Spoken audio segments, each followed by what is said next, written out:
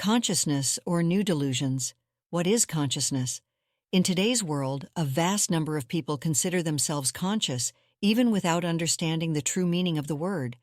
One can live their entire life in delusion, their brain supporting their ego system through belief, never reaching a state of consciousness, also known as samadhi. Most people call the moment of awakening the soul consciousness. Unfortunately, a distorted understanding of the ascension process itself leads only to suffering and disappointment. Of course, everyone judges based on their own level of development.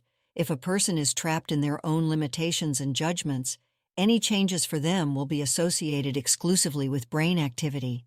The path to the soul is closed at this stage. Therefore, what I will tell you about today will be understood only by those who have already climbed out of the pit created by their own ego, where the ego is the active activity of the brain built on the principle of duality.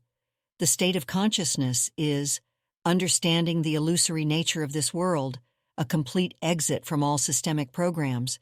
This completely removes all negative thoughts, suffering, and experiences, opens up the possibility of creation. Consciousness opens up after the complete ascension from human consciousness to the consciousness of the higher spirit. Consciousness is in no way connected with the skills and abilities of the human world. Consciousness does not belong to the human personality, desires, ambitions, or instincts. To be conscious means to be outside of duality and independence. A conscious person does not condemn, does not accuse, does not react to external stimuli. They are already above the grounding of the human mind.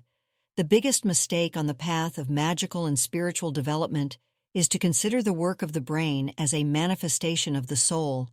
Brain and evaluative activity built on reactions to external stimuli, that is, on emotions, is the manifestation of the ego. The ego will do everything possible so that you do not learn to manage either your state or your life. It is possible to change fate only by learning to manage your ego, that is, to remove all reactions and emotions in general, discarding all habits and attitudes of the system, desires, ambitions, dependencies. Because all your ambitions and desires are one line of events prescribed for your personality, where personality is a program built by the system, systemic evaluative thinking, rules that are instilled in a child from childhood, practically from birth. All systemic attitudes are imposed on a person from the outside world, are not their own thoughts and desires, are a program that controls the person's life, prevent a person from realizing their true potential. A person who has reached a state of consciousness, lives in the present moment, does not cling to the past or worry about the future, feels and understands the world around them with their soul, creates their own reality, is free from suffering and limitations.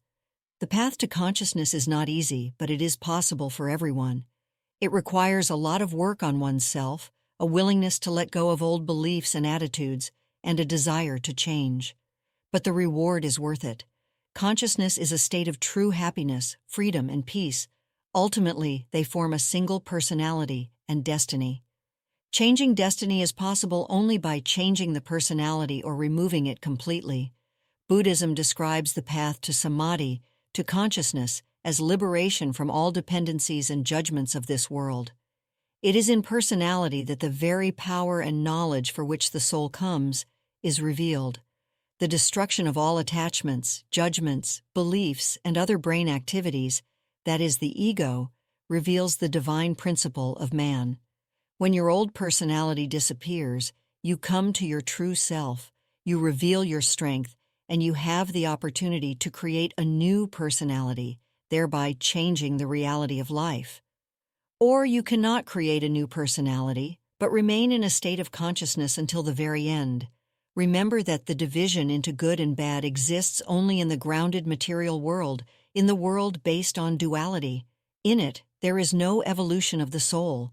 There are only dependencies on the desires and needs of the physical body, and your physical body will actively resist even information about the fact that absolutely each of you can curb your desires. The desires of the physical body stop suffering, stop showing emotions, hatred and anger, stop resisting and finally become happy. Yes, it is difficult. Work on oneself always goes through pain and suffering. The body will resist because you deprive it of its prescribed scenarios. This is the night. You will completely immerse yourself in the darkness of your own fears, blocks, and limitations in order to pull them out forever. Yes, in order to rise to the very light, it is necessary to plunge into the darkness. But even this phrase will be difficult for the brain of a systemic person to understand because it is a phrase of the soul.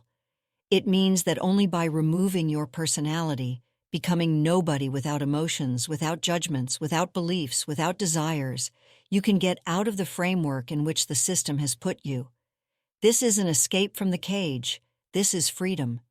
You can become free only outside the activity of the brain, outside the ego, outside the division into duality, outside the reaction, no matter what happens around, no matter in what circumstances your physical shell is.